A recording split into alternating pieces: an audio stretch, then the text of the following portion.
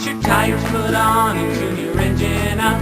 Fill her up with gas and grab your favorite pup. Go head up to the track to take your place.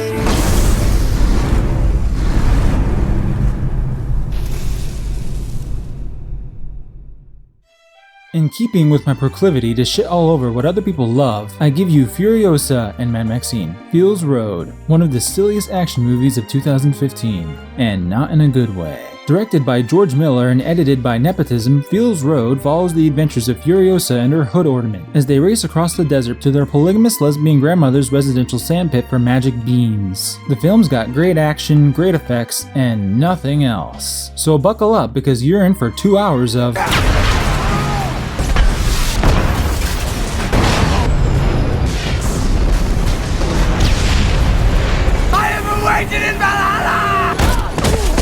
Bitch, who the hell you think you talking to, ho?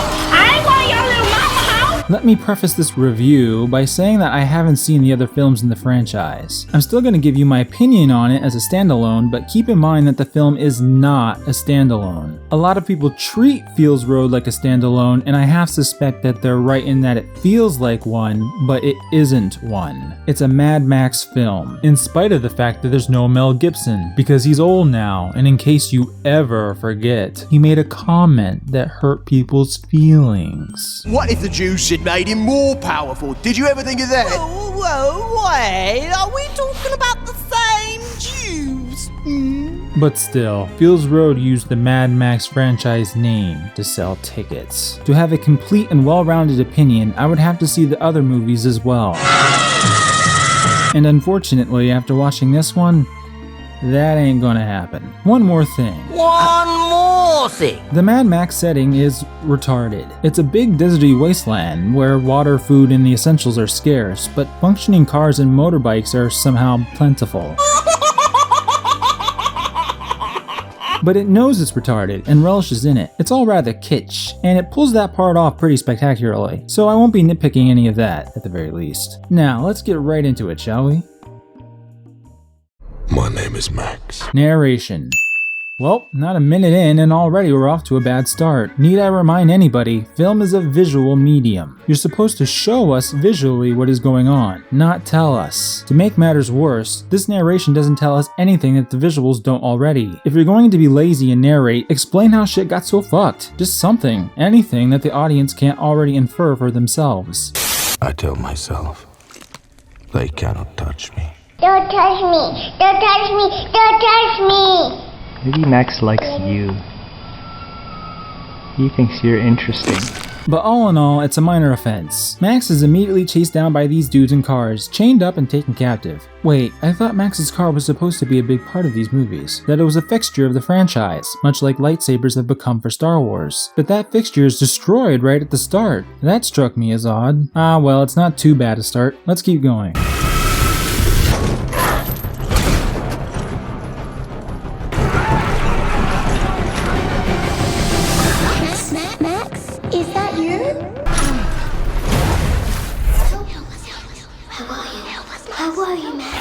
Damn, this is kind of awesome.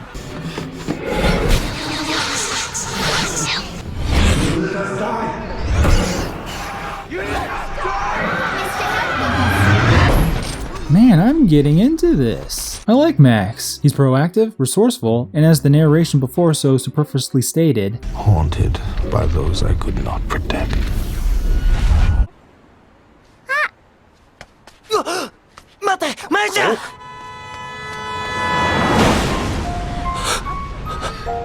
I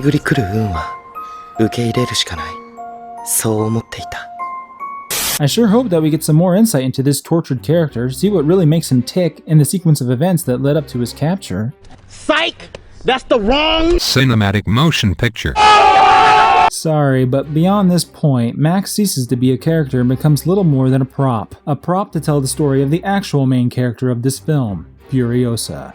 Now, I have to applaud Feels Road for leading the progressive stack with the very first trans woman protagonist. Wait, the wiki doesn't mention anything about that. No, but if she were an actual woman, this would make her the utterly cartoonish depiction of a she-man, the old man with breasts cliche. That can't be right. Maybe these are just her preferred pronouns? Either way, I guess I'll use she for the rest of this review. So Caitlyn Jenner is a warrior for this place, the Citadel, and is prepping to leave with a bunch of water in this war rig to trade for gasoline at Gastown. She's doing this at the behest of the Citadel's leader, Immortan Joe.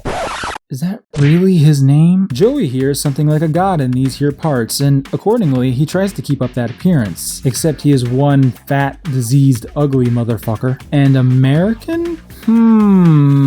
Basically, Joey controls the water. Water is incredibly precious in this world, so when these poor saps get to see it, they act like crack addicts, trying to lap up as much of it as possible. But because Joey doesn't leave the spigot on, I never let the water run. No! he is an evil, evil man. Don't believe me? Just look at how fat he is. Look at how fat and deformed his family is. Sure, this guy is a beefcake, but he's clearly portrayed as slow in the head and probably a bit sickly, unless he has these tubes in his nostrils for recreational purposes. And look at Joey's military force of cultic followers, who are absolutely nothing at all like Muslims, we swear it. Look at how he keeps a room full of cow women to make milk for him. Is that not just the most evil thing you ever did see? I guess this would be the part where I let out my new trademark evil laugh.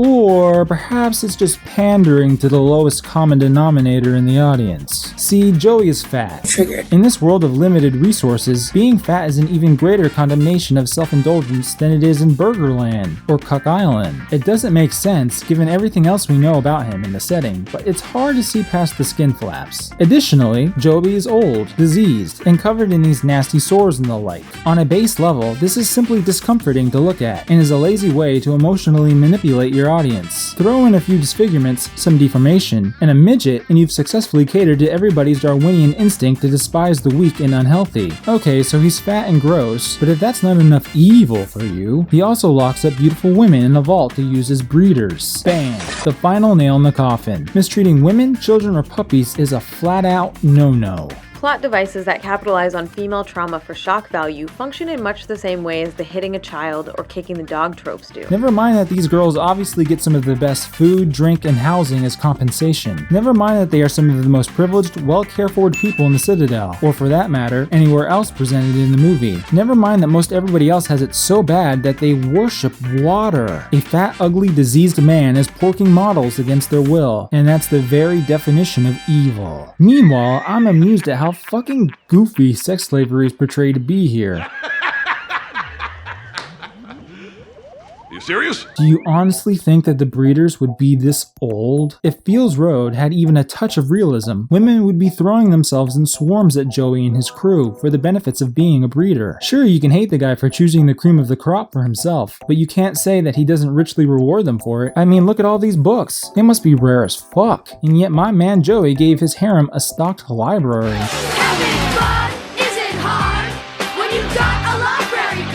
Hot damn, if I had a uterus, I'd be living it up in that bedazzled crib with my legs wide open 24/7, rather than mucking about in the dirt, wondering if I'll ever taste water again. Water. In summation, Immortan Joe is a man capable of creating all of this: a functional society, of drilling for and storing drinkable water, of building a military force of loyal war boys, all in this arid, cloudless, bumblefuck wasteland. But he's actually a useless ham monster who's tricking everybody into it. Not asking for a lot, Feels Road, just some semblance of cause and effect. Anyway, back to the main character. Furiosa heads out of the Citadel with a bunch of escorts, but surprise, she's actually smuggling out Joey's harem. And it's at this discovery that any of the internal logic of this film completely collapses.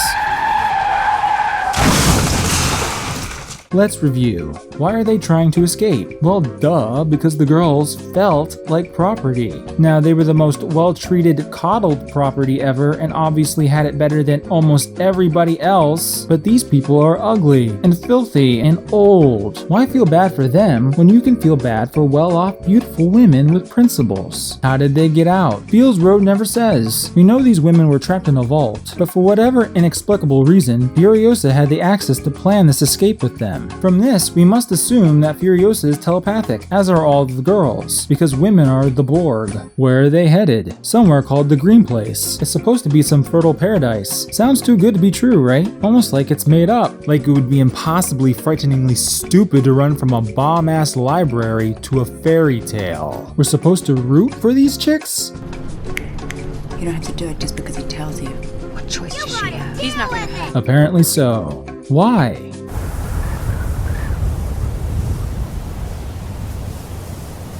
Why did they decide to escape when surrounded by a bunch of enemy escorts instead of any other time at all? The film does explain later that they needed the water to trade with these folks for passage through this canyon. Makes more sense than anything else so far. What was their plan to deal with the escorts? So what's the plan? Plan? There ain't no plan! When Joey hears of the escape, he throws a shit fit and sends everybody after them, because two of these girls did technically just kidnap his prospective children. Thing is, when I say everybody, I mean basically everybody able-bodied enough to go, leaving the Citadel undefended.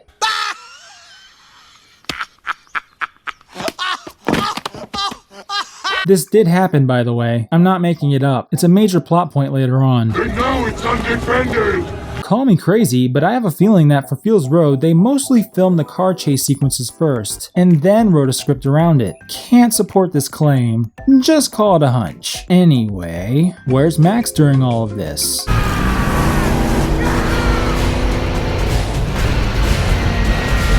Oh, it's funny because in the first few minutes of the film, they destroy his car, but get this, they replace it with Max himself. How much more can they take from me?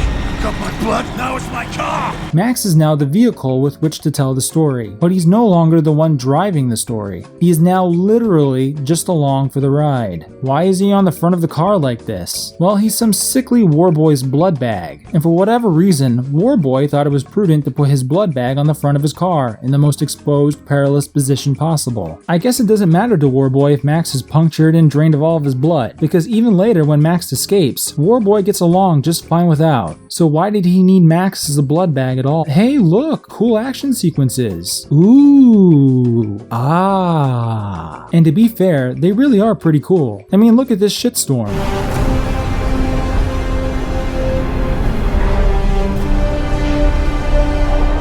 It's awesome. I personally think this flame guitar bit is kinda stupid. But hey, everything else looks like a rock album cover, so fuck it. The shitstorm hits and Joey and friends get separated from the girls. Warboy here, though, just gets wrecked. Max magically survives this and works to escape and rouse a spark of interest in me once again. Problem is that he's chained to Warboy in this car door, which is pretty analogous to how this movie has treated him thus far. But lo and behold, they've wrecked right next to the war rig. Lucky! Max saunters over to the girls as they act out a sexy car wash music video. Only they aren't washing the car. Rather than dislodge the sand from the war rig, they're washing themselves. Because priorities. What a fucking waste. No wonder Joey kept the aquifer under his control. These girls would extinguish the water supply in a week's worth of showers. By the way, the girls are wearing chastity belts for some reason. Not sure why girls put away in a vault for the sole purpose of breeding would be wearing chastity belts of all things. But hey, maybe on top of keeping them in a vault, Joey was being super duper cautious and didn't want the girls jumping any albino bones. Anyway, Max does the actual smart thing to survive and attempts to steal the war rig for himself. The girls aren't quite receptive to this strategy.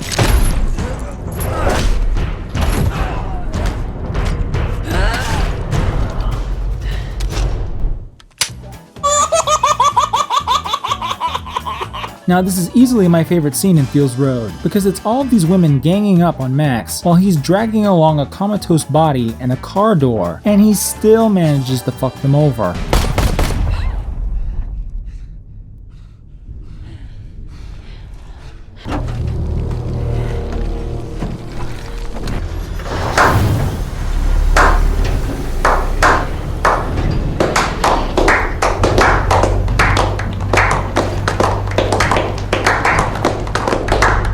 He done did it. Made a clean escape, left behind exactly what his pursuers wanted, and has a ton of water to last him however long. A damn good job of surviving, Max. You know, it would be hilarious if the movie just dumped these pointless empty characters, and Max got to be the star of his own movie again.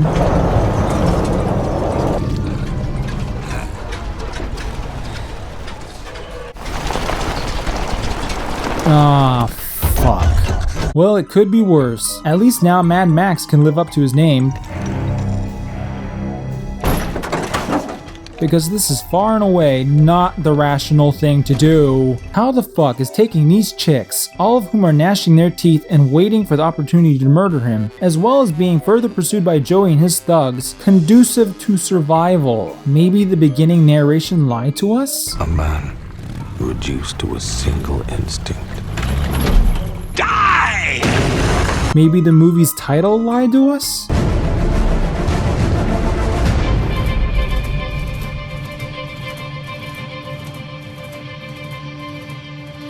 This movie has lost me. The girls are on the run because of semantics. Max is helping them because... I don't know why the ratings for this movie are so damn high. Too damn high. None of this makes sense. Well, the rest of this movie is just chase scene after chase scene after chase scene, interspersed with snippets of the girls complaining. He's a crazy smeg who eats schlanger. I'm sorry, what? He's a crazy smeg who eats schlanger. Come again? Crazy smeg who eats schlanger. I'm sorry, but does that word mean something to you?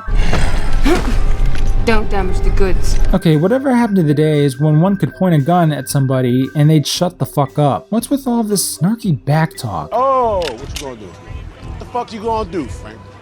Huh? What you doing? You gonna shoot me in front of everybody? Huh? Come on. The girls are soon won over by Mad Max's charmingly well-timed grunts. And they even make friends with Warboy here, who now wants to bang this one. She seems DTF.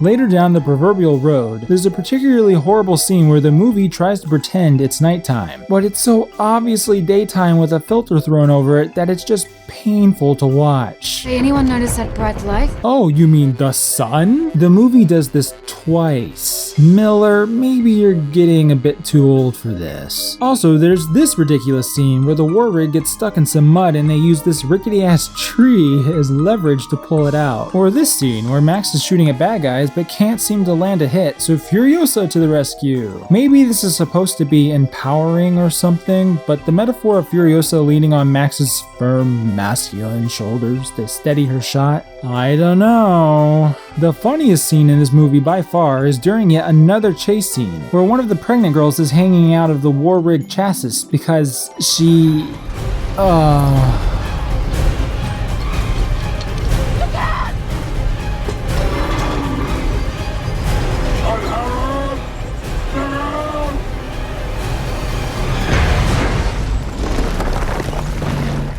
She dodges getting her stupid ass hit by a rock, but still manages to fuck it all up anyway. Evil Immortan Joe has to swerve and capsize his truck, endangering his own life in an attempt to avoid her. Remember kids, objectification saves lives. However, despite her not looking harmed at all, she's in bad shape. She dead! And Joey decides that she must have a C-section to save the baby. The baby doesn't make it though. Wait, how is this necessary to the plot again? Skip ahead a bit, and Furiosa, the Spice Girls, reformed Warboy, and that other guy come across a naked lady in a tower, screaming for help. Other guys all... It's a trap! Then a gang of grannies come riding in. Yes, little old grannies were luring in passerby to thieve and murder them. Remember this too, kids. Your grandmother is capable of some sick shit. Turns out that this is Furiosa's old gang, called the Volvolini.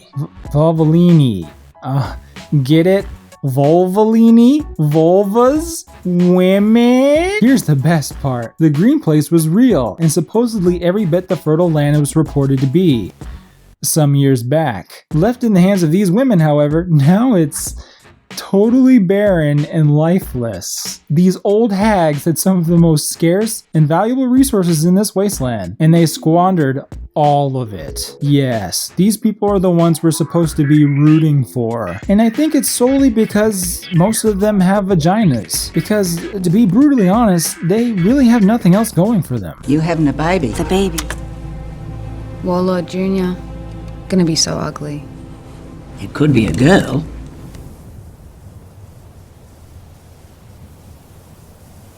What the fuck is this? We leave the rig here and load the motorcycles up with as much as we can.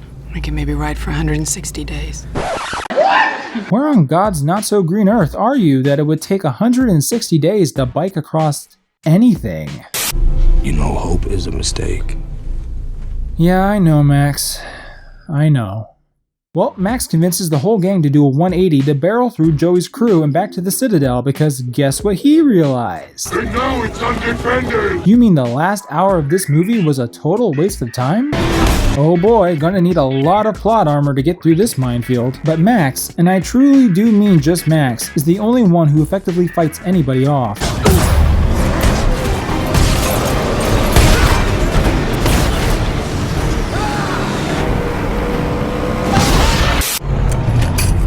What, did you think he was going to politely ask for your weapon? Jesus. Unlike the girls and grannies, Furiosa is not completely useless and even manages to catch Max when he has a little slip. Yeah, no. And then she tears off Joey's face super violently. Because remember, she's a lady. This serves as nothing but lip service to the narrative, however, because it in no way halts the pursuit of this giant fleet of cars. Luckily, Warboy is a jihadist. Allahu Akbar! Allahu Akbar! Allahu Akbar! Allahu Akbar! I could go on about how this piddly wreck isn't going to stop this, when this didn't stop them before. But no plot. Now, is it just me, or is this ending thoroughly depressing? The Spice Girls return to the Citadel for some ill-advised reason, dump off the corpse of the leader for some incredibly ill-advised reason, and everybody up top just accepts it.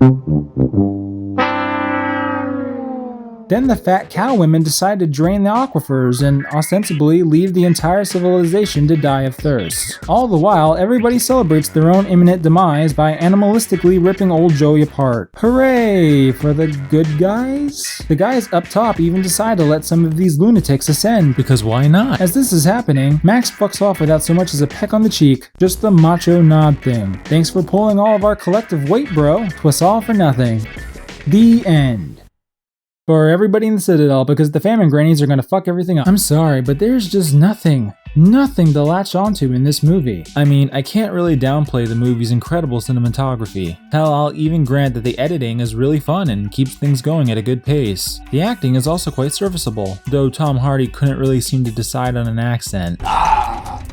But in the end, all for what? The action's great, more practical effects and all of that, but that's it. And that's not enough. We, or at least I, need characters to care about anything that they're put through. Warboy is maybe the only character with an arc in the whole film. When he switches to Furiosa's side because interchangeable model actress 43 batted her baby blues at him. He's not a terribly complex character or even memorable, but he's likable enough. Extra sympathy points for naming his tumors. I suppose it was better that he die in a blaze of glory, leaving his erstwhile companions, who brought him up and gave meaning to his life, to die in the wastelands. Waifus.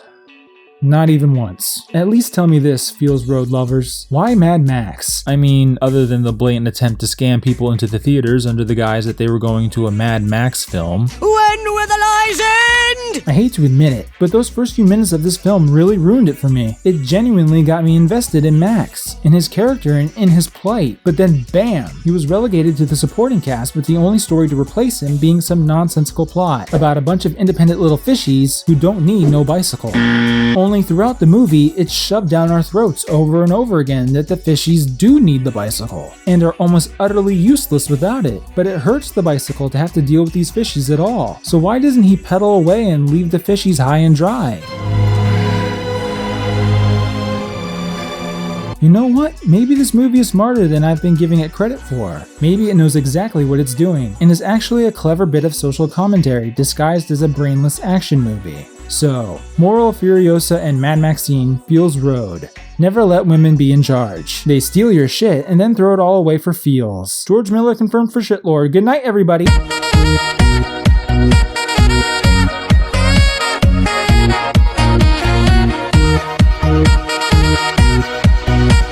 But seriously, just go watch Kingsman if you need a decent 2015 action flick. At least Kingsman knew how silly it was being. And don't forget, it's not if you win or lose, it's how you race the